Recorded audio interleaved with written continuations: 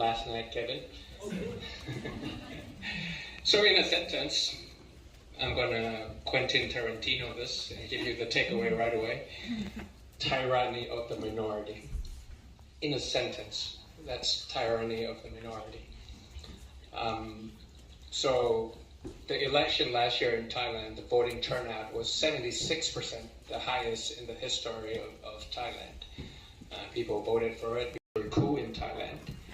Because of that military coup, it threw democratic institutions, out of proportion. They tear up the constitution. They write a new one, with the last one saying that they will pardon themselves from overthrowing a country. And then it become the second G, which is judges. I know it starts with J, but just to make you remember. The judges is a judicial intervention. So you have Supreme Court, you have Constitutional Court, and various things. Thailand became democracy in 1932. So let's say it's 100 years. We had 13 military coups. So it's the generals on the left hand, old school, violence on the street. And then 20 years, the autocrats became smarter, and they said, why would we want to put tanks on the street? Just violence in the courtroom and use independent organizations. But independent of what? Independent of who? Independent of the people, that's for sure. So they used the judges instead of the generals to do an intervention and stop election results, just how Laura was talking about the American style. I also got a slap, a strategic lawsuit against public participation 1 hour before the Prime Minister's election. So I won 42% of the votes, came number one, about to select the Prime Minister, and then they slapped me a court order, so I got undue suspension for 6 months, and then the time has passed that I couldn't become Prime Minister anymore. And the third one is game. It's how they're gaming the system. Gerrymandering, obviously, voter suppression, making sure that voting is super hard, super far. Yep. It's organized between Christmas and New Year so that people don't travel anymore.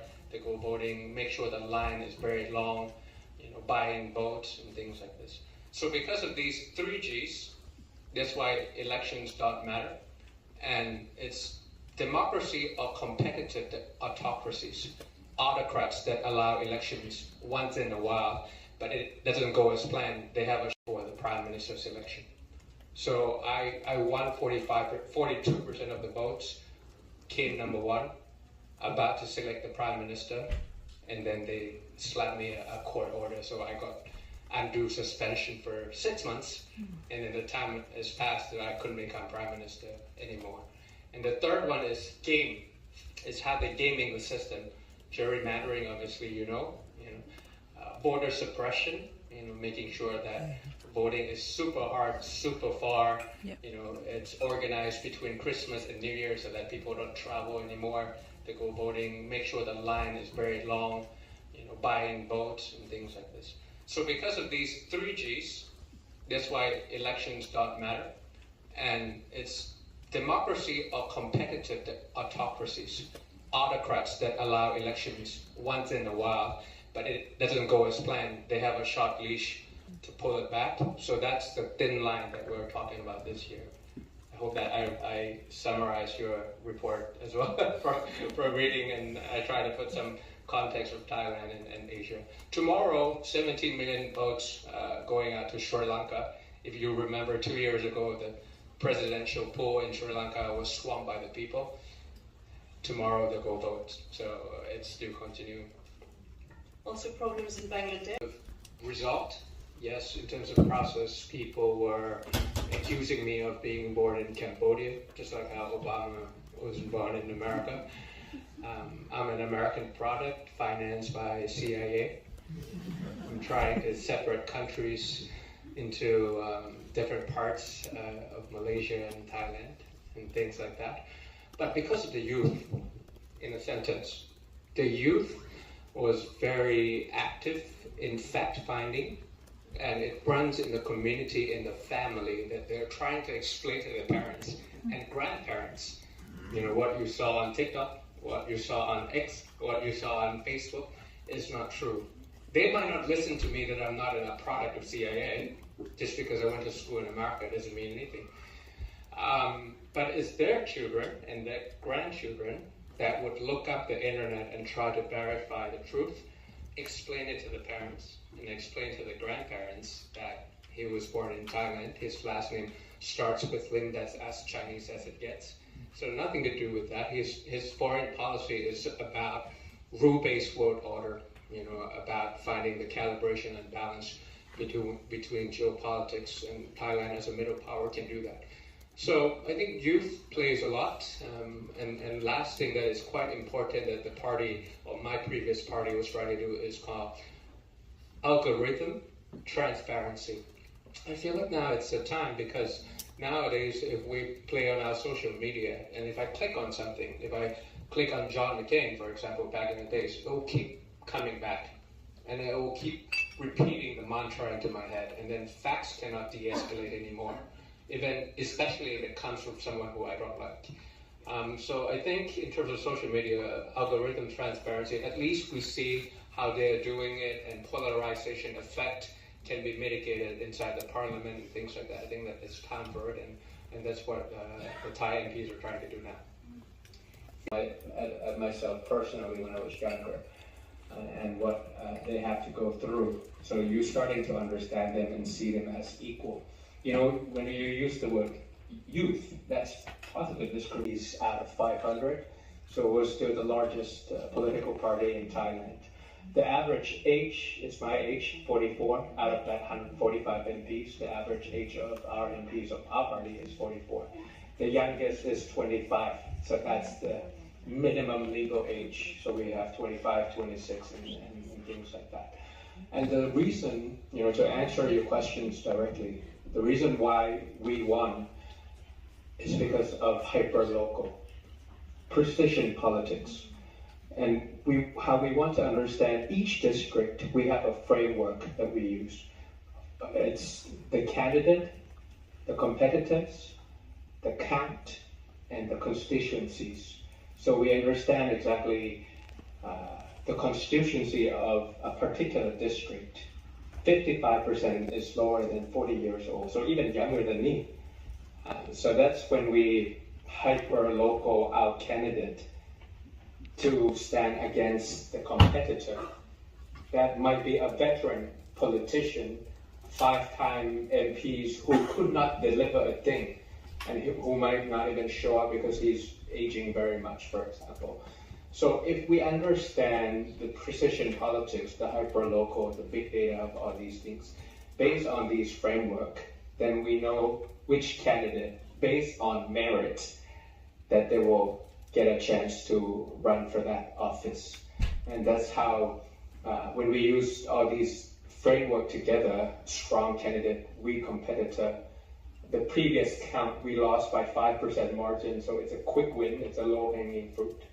We know that the constituencies are old or young. When we combine them together, then we have a political canvas of how we prioritize resources. And that's why the party was lean. The main source of financing was $15 donation. We didn't ask for money from anybody else. So when it comes to these districts where the 25 and the 26 years old,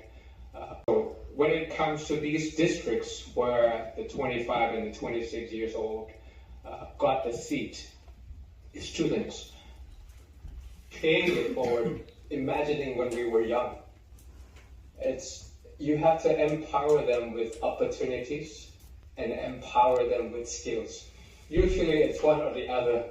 Like you give them the opportunity and you throw them into a pack of wolves without teaching them the skills that is necessary.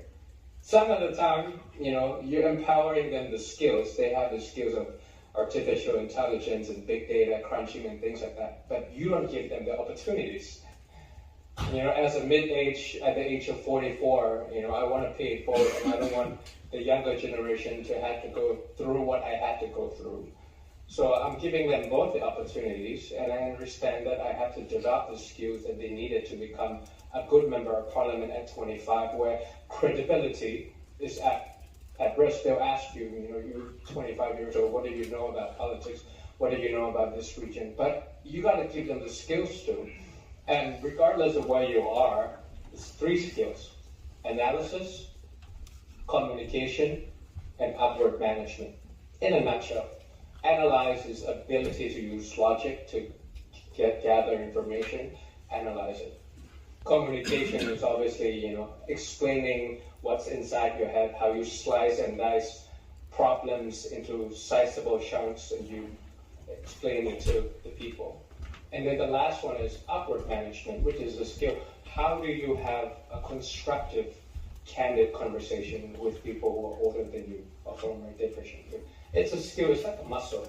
You gotta really teach them and learn from one another of how we can have this kind of things. Because if you don't do upward management, especially in Asia, where seniority is a thing, then no matter how good you are at analysis, no matter how good you are at communication, you're not going to be able to obtain your seat at the table or opportunities, and that's how they will prosper. Thank you so much, Peter. Before we get the final thoughts from the panelists, the remaining 3 panelists, I would want to ask whether we have a question or 2 from the audience. Yeah, we have 1 question there. Can go ahead. Hi, my question is for Peter. So the Move Forward Party not only won young voters, but also won in districts with military people and also senior citizens. So how do we create an electoral narrative that energizes young people to vote, but also appeals to the general population?